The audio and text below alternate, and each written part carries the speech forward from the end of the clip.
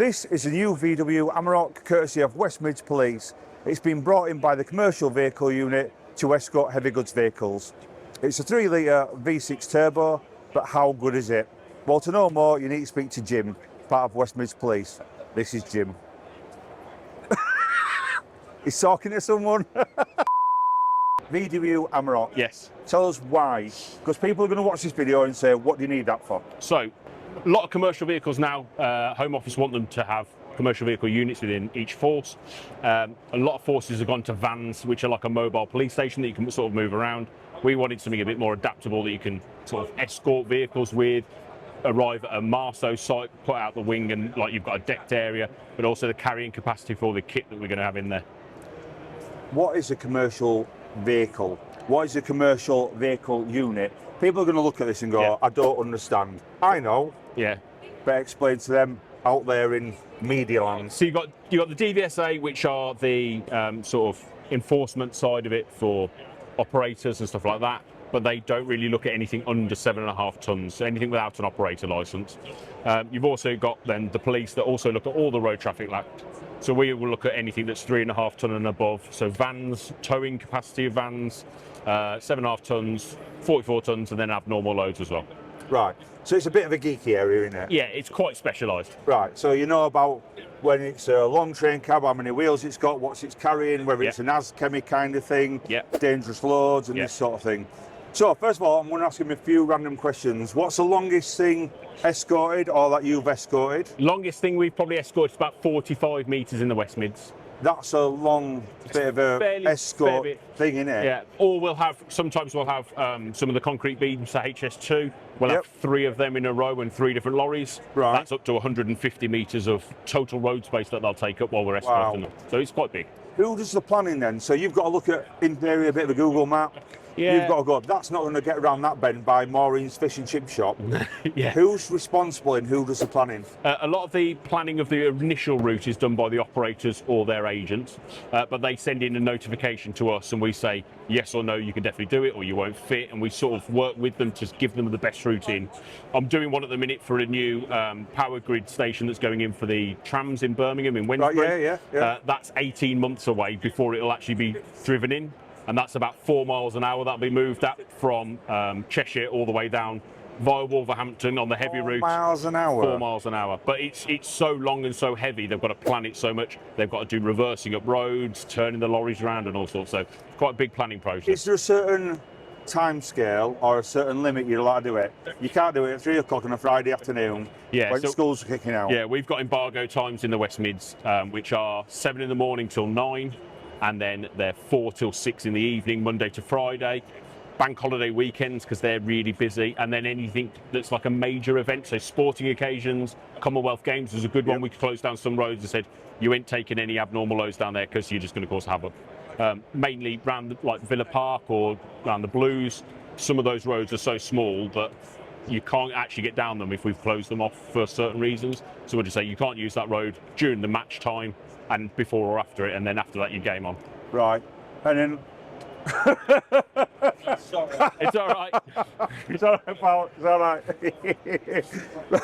Right, what is the craziest thing that you've escorted as well? Probably the best thing I've ever escorted was an elephant that came from... he was down in Kent in his safari park down there. Right. He hadn't seen any lady elephants for quite a long time. So it had an elephant urge and an itch? Yeah, and he was taken up via... he had 4 vets with him, taken around the M25 up to us, and then we escorted him to the safari park, which was quite funny because there was an elephant inside a container with no roof, with his trunk hang, and then he had another lorry with all of his equipment that looked a bit like he had a massive suitcase. Right, all right, so fantastic. Cool. Right, all right, cool. So take us around your vehicle then. Yeah. So obviously it's big, it's black, and it's bulky. Yeah. Tell us why it's so specialised. You've got a lot of equipment on it. Yeah, a lot of kit added to it. It's very visual. So when we're like on off-road on certain HS2 sites, you can see it's really easy. We've went with the Amarok because it's got a better towing and handling capacity. So that's why it's such a big engine as well. So normally I do reviews and tell you about speed and performance. Yeah. This is not a pursuit vehicle. This is not a traffic vehicle. This is used especially for your role, isn't it? Yeah. So going to sites, we'll park up, do all the checks on everything we need to do, or multiple checks on multiple vehicles, or for escorting as well. So fairly slow speeds of escorting. They'll be less than 40 miles an hour normally on a motorway, but they can be down, like we were saying, down to 4 miles an hour. And that's why it's so big and so bright and everyone can see it. Well, it is, and it is. You can't not miss it, No. can you? So No. take us down the side then. Yeah. It's obviously fitted with all the blues. Yeah, all the blues are fitted.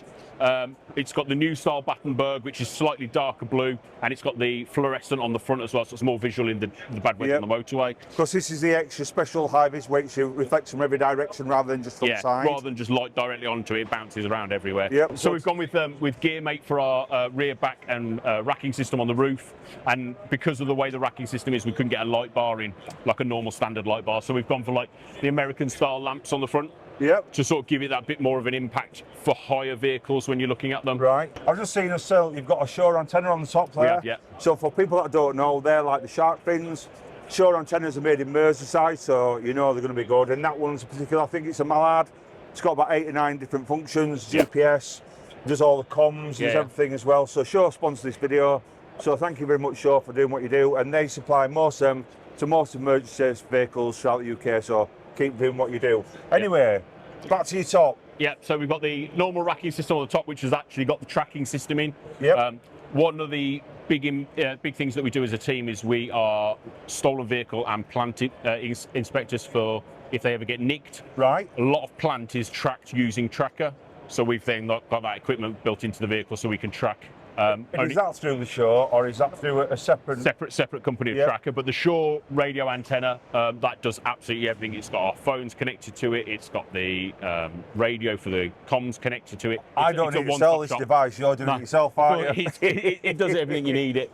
And then you've got, we won't get that out yet, but you're going to show us that. What's that for on top? So we've got the clever shade down the side. So basically, if we rock up to a site, and being in the UK, we have rubbish weather. Do we? We have a fabulous summer this year, which is the first one I can remember in a very long time. But normally it's piddling down with rain. And we're stuck on a site that's about foot deep in mud. Yep. So what we'll do, we've got a 270 shade. It basically covers all the side and all the back, and we can cover ourselves, keep out the wet. We can work on stuff like our laptops without having to worry about them getting soaking wet. Right, fantastic. And take us round. You are still an active police officer. Yeah. So if they come across crime or something that's been still have to deal with it. You're still having in it. Yeah. Is there enough room for a criminal test? Yeah. So we've got in the back, we've got just like a Come normal round side here, of it. Mike. We've got a bit of equipment in there at the minute.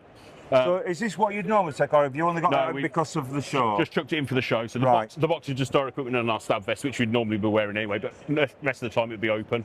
On the vehicle, we've actually got 360 ANPR. Right. So it can pick up a number plate from anywhere around it. And then there's a camera on the inside if we ever need to speak to anyone, interview anyone. Even though it's a commercial vehicle and it's only used, in theory, for trucks, it's still fitted with ANPR because, let's be honest, you might have something come past you, you could shout up. We've just had a stolen car, so you're not just doing one job, you're multitasking in everything you do as well. A police officer at the heart of it, then still a roads policing officer at the heart of it, and then we move on to what is commercial vehicles. Yeah, so you're an expert in all fields. You're wearing a lot of hats, aren't you? A lot of hats at once. Right, come round to the side. So tell us, I've seen these open, is that right? Yeah, so the whole back all opens up. It's just got all our kit and equipment. Put the light on, so you can see it. So it's got racking systems, so we put all the equipment in there. We're going to have tachographs, laptops can fit all in there. It's all got power banks and everything, so we can charge it all. Still got the standard cones and the chocks if we ever need to stop anything. And we've got Stinger as well, because we're all Stinger trained. We've got stop stick. Again, wearing those different hats at all times, so you can be escorting a vehicle, stolen car, get out, sting, back in, escort your vehicle. Yeah. And I take it it's got the side access like this because where you're going to be, like you said, you could be 3 foot deep in mud. Yeah. You might not be able to gain access to the back of the vehicle, so it's multifunctional to be able to lift it up in it. Yeah, it's basically you can access the whole back of it. Gives you ample bits that you can all grab off. You can get anything that can, small little items to really big items, can all be racked away and not have to climb in the back to go build. Yeah. Come round back, Mike. Let's have a bit of a nosy at this. Now, visually, that looks absolutely fantastic, does that, doesn't it? So if you were driving down the road, and if we've got the matrix board, which is in the window here, and then obviously got the rear view camera and ANPR on there, if we're saying do not pass or keep right or keep left, depending on where the abnormal load is, it's quite a big bit of kit. You ain't going to be trying to force your way past it. We're in the way there, basically. Now, I'm going to say, a lot of people, no one's going to miss this. No. But a lot of people are going to probably miss it, even though you've got 100%. blue lights on. Or they'll just be staring at it and keep drawing towards it Yeah. like a moth to a flame. Yeah, exactly. Yeah. But you're not really going to want to miss that, are you? Because No. you've got your LEDs in Yeah. bumper. Have you got lift LEDs in back door as well for when No, it goes up? they are about to be fitted. So these were actually 3D printed by our workshops to Yep. make it so the lights fits a bit more snug. And we're about to have 2 more lights fitted there, so when it goes down, and then you've got the rear bumper ones there when you're in. That is very plush. As I said, a lot of people are going to look around and say, why do you need kit like this? Because this is the way the future's going. You cannot be buying a Mark 1 Ford Escort van that's going to keep breaking down. Yeah. You need to have something that's capable of pulling a JCB if you need to, or a Absolutely, 44-ton truck cab.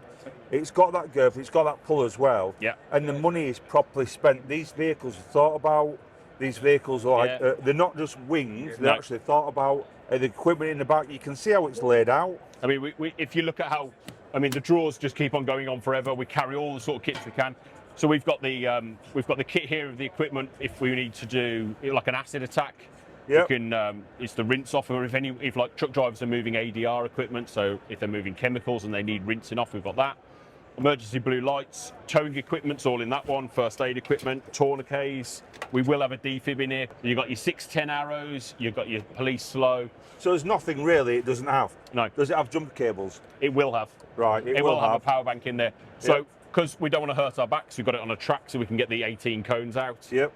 Standard motorway stinger, normal stinger. We've got the cables on the top, so if we prohibit anything, we can cable them up so until it's sorted. So just explain as well, we've had it loads of times before, just explain the difference between a normal stinger and a motorway stinger. So normal stinger pretty much will be for your A roads and your B roads, fairly short, not particularly many spikes and not very tall spikes. Motorway stinger, lot taller spikes. It will do a 4-lane carriageway of a motorway with a drag, a lot heavier. It's probably about 2/3 more in weight. But a normal motorway stinger will do truck tyres. Because what you don't want to have is you don't want to be stinging a vehicle that stood at the side of the motorway when something's coming down 130 miles an hour and you've only got enough for a B road. Yeah. You want to be across the Armco, hidden away, Absolutely. out, and that's it, done and So dusted. as well, within the West Mids, we've got like 7 different types of motorway. So some of it is all lanes running. There's no hard shoulders. You can't rely on that gap. You've got to be able to do all 4 at once. What's it like to drive? Nice. Very comfortable. What's it like inside? Very plush. Are we all right to get in and have a look? Absolutely, go for it. Right, we're in Amarok now. Do you want to take us through it? Because it's very, very plush. The seats are comfy. Yeah. But it's got every single bit of equipment you can think of as well. Yeah, it's already fitted out. So you've got front-facing axon, internal axon. Then we've had radio fitted just down into the centre dash. They've actually thought about how the layout of it is, which is really nice because user-friendly when you're driving around. Yeah. Then we've had the new system fitted, so everything's controlled through the centre screen. That'd be like in a Tesla or in a Volvo. Now they've all gone to these centre screen style things. Instead of having separate that's lights. just fully integrated in regards to the VW screen. They've basically added the extra on to get all the lights and everything. That's good. So you can still go through absolutely everything that's there with VW. So you can add in your trailer if you're towing anything. You can click on your radio and listen to any songs that are on there. What have you got on smooth already? Bit of absolute all in. Absolute radio. Yeah. And then you go back and you've got all your access to all your lights, you've got your ball horn, your run lock. Matrix board's about to be programmed in, but it's just waiting on the final testing on that. So that's where that's going to be. Yeah, so we've got the spare at the minute just in the dash. Matrix under that, right? Yeah, but that's just as a fail-safe backup. But yeah, you've got all your lights and everything sorted into there. So I'm mobbing for a bit of high press front blues now. That in theory. Do you have a full 999 one on? Or all right, yeah, right. So you got your full 999 at the front. Nice, just standard VW interior. Very comfortable. Nice for travelling along when you're following these loads or wherever you're going. Obviously, it's got tracker as well. Tracker already fitted. So you've always got someone ANPR. Where's your ANPR going to be on there? Then is that interlinked on there, or is it a device? Onto your device, interlinked into your device. So the passenger that's in the vehicle will have the IAC app, and they'll be able to see all of the cameras around you and what's in your vehicle. Just to make people aware, we go on about this all the time. Every time we're filming, they're going about devices. A police officer sat in the passenger seat, it's not a criminal offence, and the idea being it's used for police power, so it falls under different legislation. Absolutely. It is not you on your mobile phone wanting to text Darren if you want some turkey twizzlers when he gets home from tea, is it? No, not at all. It's about a police purpose, and it's for the front seat passenger to use, or it's in a cradle, and it's about stolen cars and detecting crime as well. Absolutely. What's it like to drive then? Is it good? It's comfy? Very comfortable, very capable. Right. Clearly got a lot of grunt for towing. Right. just a nice cruiser. Not Right. it's not going to break world records Yep. in speed, but it'll get you there in a nice, and you'll be arrived and be able fresh to get on with it. Yeah, and that's what you need as well, especially when you're escorting heavy good vehicles. Yeah. Last but not least, 24 miles per gallon. Is that right? Yeah, Or do you think that's what we're running at the minute. that's not bad, is Which it? is not That's bad for a big V6 diesel. Is 3 it litre about diesel. 2 ton? It's about 2.8 with all the kit in. Right, that's not bad at all. Roof supplied by a company called Clever Shade, Yep. based in Australia. Their main problem is they have a lot of sunlight. Yep. We have a lot of rain. But it's a real simple system. You can buy these for your camper van, or Right. your van, or anything like that. It's a 270 sort of degree, but they do a lot bigger. And they do it with full sides as well if you actually want it. One person can fit it out dead easy, and I'm short, and I can fit it. You're not short, you're just not as tall as other people. They call me laptop, small PC.